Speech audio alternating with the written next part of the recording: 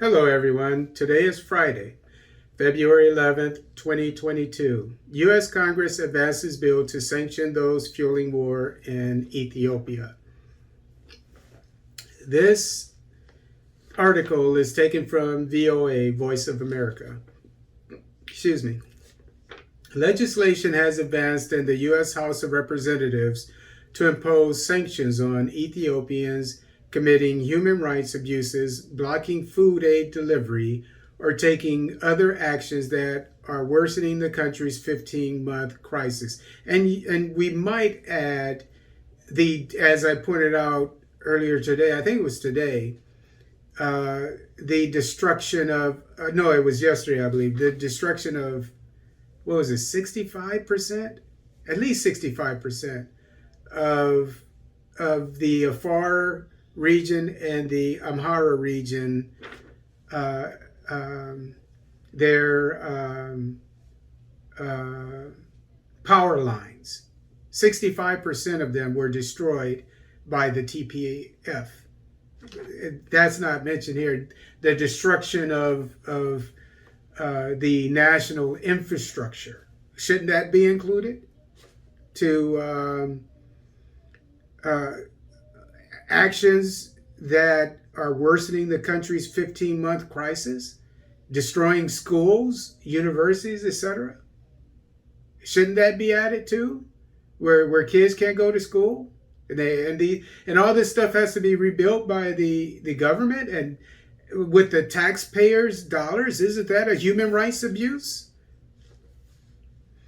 The proposed Ethiopian Stabilization, Peace and Democracy Act was voted out of the House Foreign Affairs Committee on Tuesday.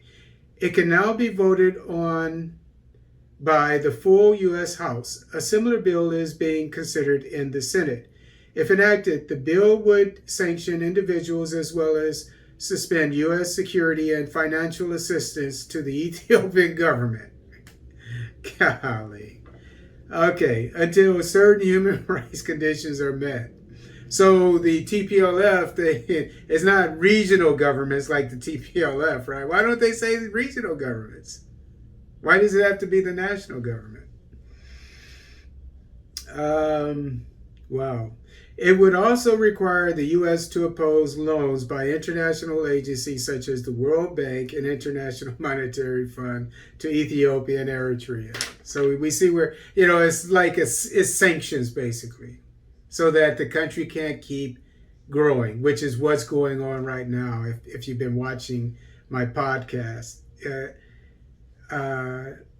Ethiopia, the economy is growing exponentially in all its sectors.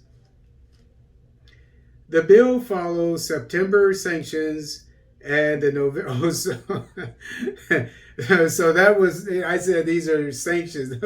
The sanctions are already there. This is something added to the sanctions. I'm sorry, Ethiopians, for laughing, but it's it's so sad. It's funny. It's really sad. But trust me, I'm hurting behind this, but it's so mind-boggling. It's crazy that it's just bizarre. It's funny to me.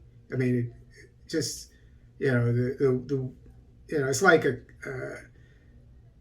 comedy or something. It's sad, but the bill follows September sanctions and the November decision to suspend Ethiopia from the African Growth and Opportunity Act, which allows African countries exports duty-free access to the U.S. market. So you have sanctions. You have they've been kicked out of this agreement that helps them give them access to U.S. markets, and now they're trying to do even more. So this is war. They know that they can't get Abiy to share power with these idiots in Tigray, these maniacs, lunatics. So they're going to get him any way that they can, basically, because he's conducted himself in such a prudent manner as the commander-in-chief of the Ethiopian military. And so they know that they can't get him there. They couldn't even lie about it, about what he was doing. because now we have the no more, the hashtag no more.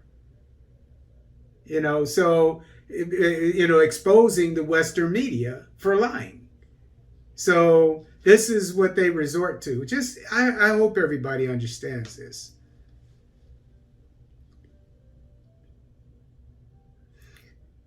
Okay, one of the issues of ongoing concern to Congress is also the mass detention of Tigrayan civilians in several cities across Ethiopia, including the capital Addis Ababa. Rights groups, including Human Rights Watch and Amnesty International, say ethnic Tigrayans have been targeted since the start of the conflict in November 2020, citing reports of forced disappearances and arbitrary arrests, among other human rights violations. That's what happens in war, at least the wars I've been in. When I went to Iraq, we were the first ones there. So that we had Saddam Hussein's nephew, who spoke perfect English, in a military prison. The reason why is because they don't want from what I understood, they don't want the scions or the descendants or relatives and so forth, the next generation of the dictators that have been deposed to get into office. And so by securing him, keeping him from the public and living a life wherever, they had him in a prison. So this is the same thing that they're condemning here.